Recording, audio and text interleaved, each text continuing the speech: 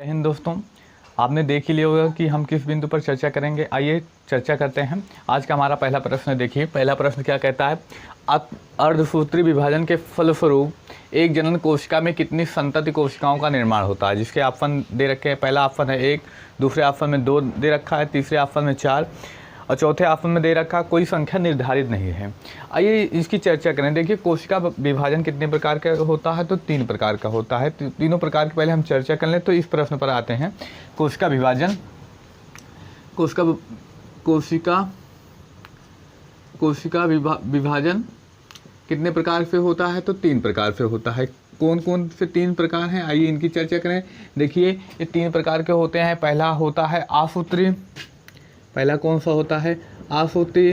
दूसरा समसूत्री, तीसरा होता है अर्धसूत्री।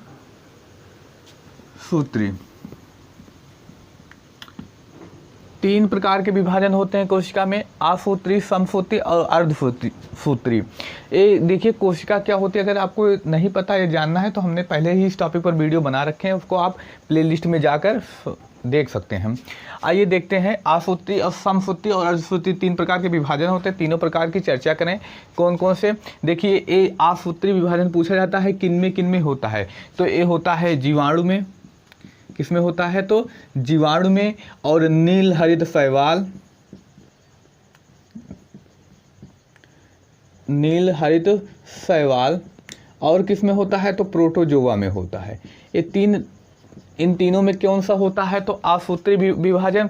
इसमें देखिए, इसमें कोई संख्या निर्धारित नहीं होती। इस प्रकार का जब विभाजन होगा तो क्या होगा, कोई संख्या निर्धारित नहीं होती, संख्या निर्धारित नहीं होती।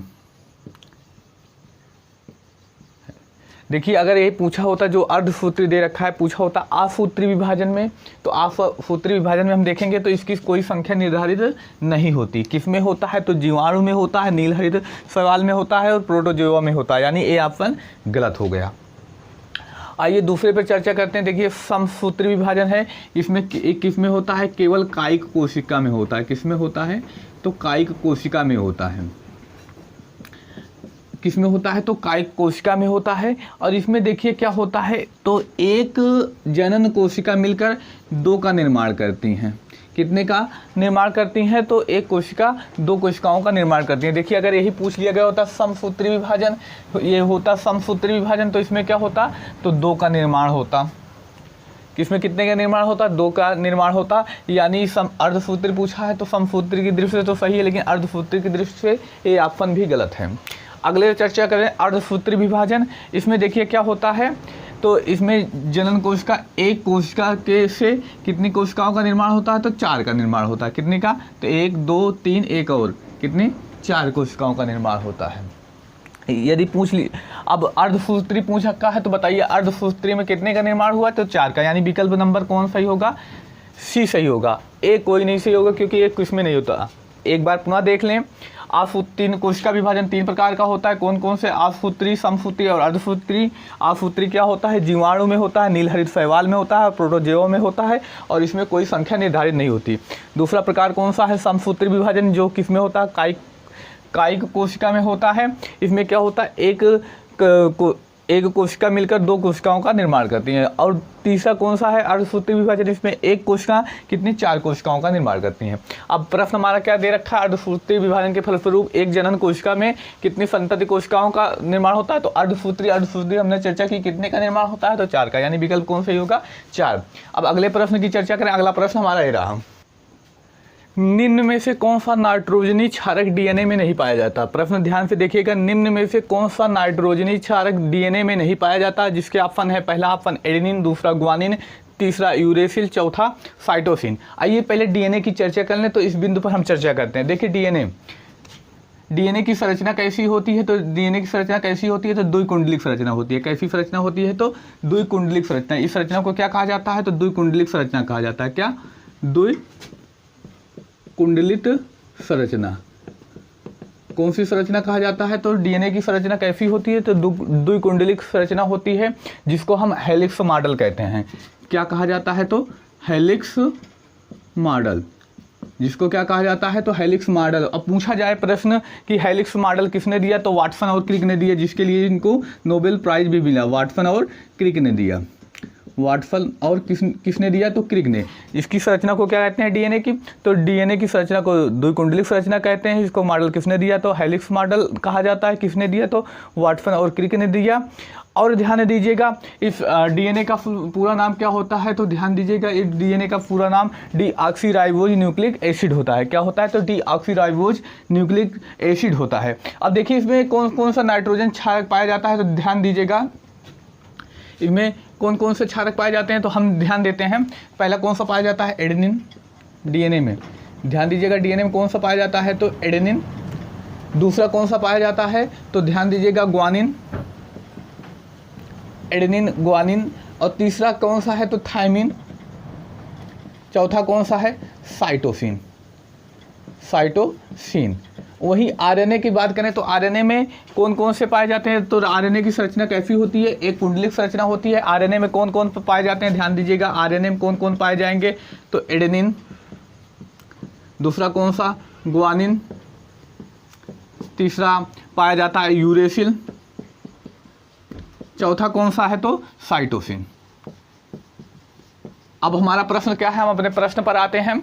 देखिए डीएनए क्या होता है। डीएनए अगर आपको नहीं पता तो डीएनए के टॉपिक को हमने पहले ही कवर कर रखा है, तो आप उसको प्लेलिस्ट में जाकर देख सकते हैं।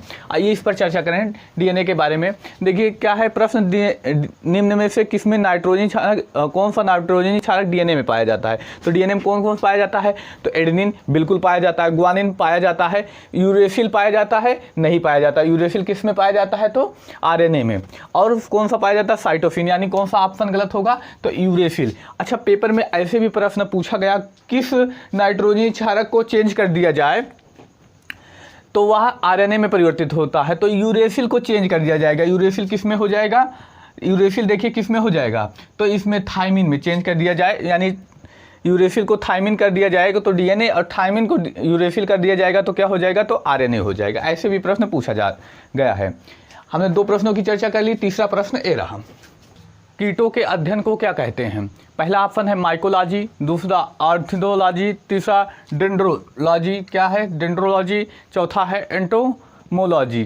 कौन सा है, तो एंटोमोलॉजी। देखिए एक एक करके चर्चा करते हैं। देखिए एंट से क्या हो जाता है, आंट। आंट सुना होगा, आंट मतलब चींटी, आंट मतलब चींटी। और चींटी क्या है, तो कीट है। तो कीटों का अध्ययन कौन सा होता है, एंटोमोलॉजी। किसका अध्ययन, कीटों का अध्ययन किया जाता है।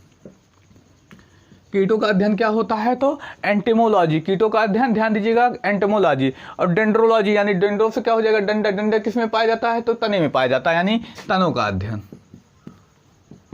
तनों का अध्ययन। तनों का अध्ययन किस में किया जाता है, तो डेंड्रोलॉजी। ऑर्निथोलॉजी, देखिए ऑर्निथो से हम थोड़ा सा इसमें चेंज करने थे। ऑर्निथो को हम पढ़ेंगे उड़निथो। उड़निथो कौन उड़ता है, तो पक्षियाँ उड़ती हैं, यानी पक्षियों का अध्ययन किस में किया जाता है, तो ऑर्निथोलॉजी में,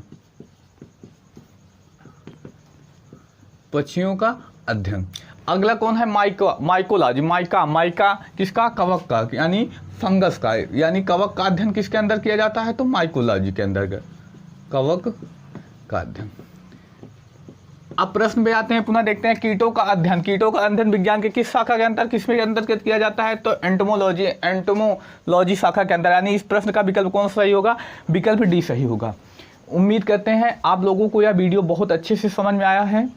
अगर समझ में आया तो नए हैं तो हमारे चैनल को सब्सक्राइब करिए, और जैसे भी हैं तो हमारे चैनल को, हमारे इस वीडियो को अपने मित्र भाई बहन में शेयर करिए। अब मिलते हैं अगले वीडियो में कुछ और टॉपिक के साथ। धन्यवाद।